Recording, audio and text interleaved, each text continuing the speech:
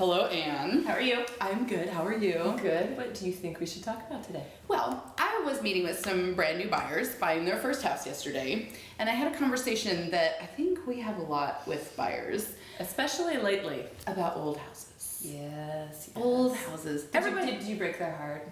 They were so resilient and strong. Like, they took it like champs. Good for them. The thing is that everybody wants, not everybody, a lot of people want to live in an old house. Here in Tacoma, particularly kind of north central, and some parts of South Tacoma, that's a very in-demand property. Right, we have these beautiful Craftsmen and Victorians, and they all say the same thing, right?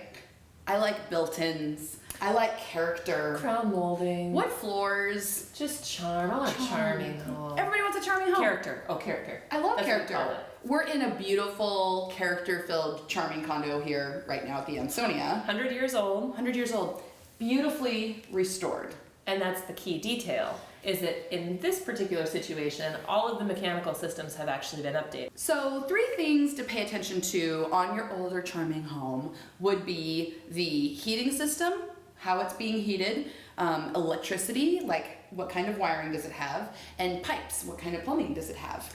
Because these are things that will come up, and you may not understand the implications, even the day of inspection. Sometimes your inspector's going to try to walk you through that, but it's a lot to process. Mm-hmm. And at that point, you're typically emotionally connected to the home, and you really want the deal to move forward, and so you may either downplay or in some cases panic over what your inspector tells you. So think ahead a little bit, and one of the items that Marguerite mentioned is electrical wiring, and knob and tube in these older homes is a really common phenomenon for us here. And there are some insurance companies that will take issue with knob and tube wiring. Be prepared for that. Talk to your insurance company maybe even before you write an offer, so you know if that's a problem you're going to have and you're not feeling like you've got to switch at the last minute and that makes you uncomfortable. Knob and tube wiring is in a lot of these older homes, and it basically runs in a sheath, like a cloth sheath almost, and in these porcelain insulators. And sometimes you see it in houses and it's active, and sometimes you see it and it's been disconnected,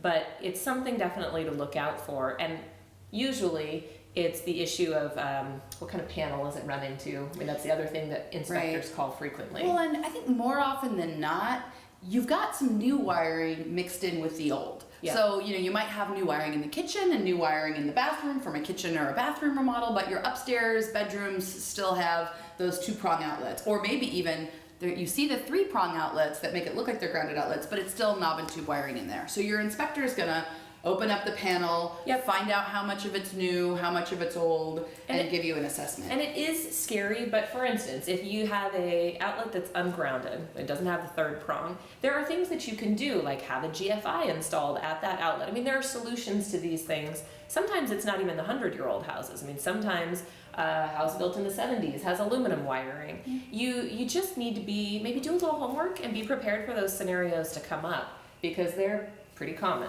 And the home inspector is the person you're going to want to turn to for advice. Oh, one other note on that. Your home inspector often will defer and say, have this looked at by a licensed electrician. So again, you may want to be prepared for who would I call under that circumstance, and bring somebody in. Sometimes with I've had this happen before, like with an FHA loan, where the appraiser will say, oh, there's quite a bit of knob and tube in this house. We'd like to have an independent inspection and verify that it's all safe and in working condition. You may want to do that on your own. So if you're nervous about the knob and tube, have an electrician come in and look at it and give you some recommendations. It's not always the end of the world. Electrician's gonna say, rewire the house. There's a lot of intermediate solutions, because in these beautiful old homes, the things that you love about them, like the plaster and the molding, make it difficult to retrofit the overhead lights and the light switches without tearing open the walls. And that's where, I think that's sort of the point of our video, is that you want charm and character. Sometimes that comes at a particular cost. You need to compromise on other items. Another thing I think first-time buyers often say is, like, I have a friend who's an electrician, or I have a friend who knows how to do electrical work. So my dad's an electrical contractor. It's a real handy thing to have a family member who is a licensed and bonded electrical person. But if you just have a friend that's going to come over and help you with some repairs, that can be bad juju, because someday you're going to sell that house and there's going to be a line on the form that says, have you done any unpermitted repairs to this house? And you're going to have to say yes. So as always, let's please recommend that if you do fool with the wiring, have a professional fool with the wiring. For those major systems, and plumbing Yeah. is often the same case. So I just came through a home inspection, and there was quite a bit of plumbing that had been done very amateurly, and the seller ended up spending more than $1,000 to correct improper drains underneath the kitchen sinks, the bathroom. So in these older homes, one of the most common corrections or problems that we run into is galvanized plumbing. And galvanized plumbing, if you haven't already done your homework on it, it rusts from the inside out, and so the pipes get smaller and smaller, and that's what often leads to low water pressure in these homes, and they'll rust until they leak in many cases. And so that's, again, an item that your inspector might note. You don't have to freak out about it, but you do want to be aware, and it's something that many people will want to have replaced or retrofitted. It's so great that we have home inspectors, because it's not something that you necessarily notice. Like if you turn on the shower, you kind of can't tell until you're washing your hair that it's just, there's not a lot coming through. And until you turn the dishwasher on. Yeah. And there's not enough water to power your shower anymore. I bought a house once, and the home inspector was like, the tub's not filling up fast enough. And I loved that house. And I was like, why are you trying to ruin my day?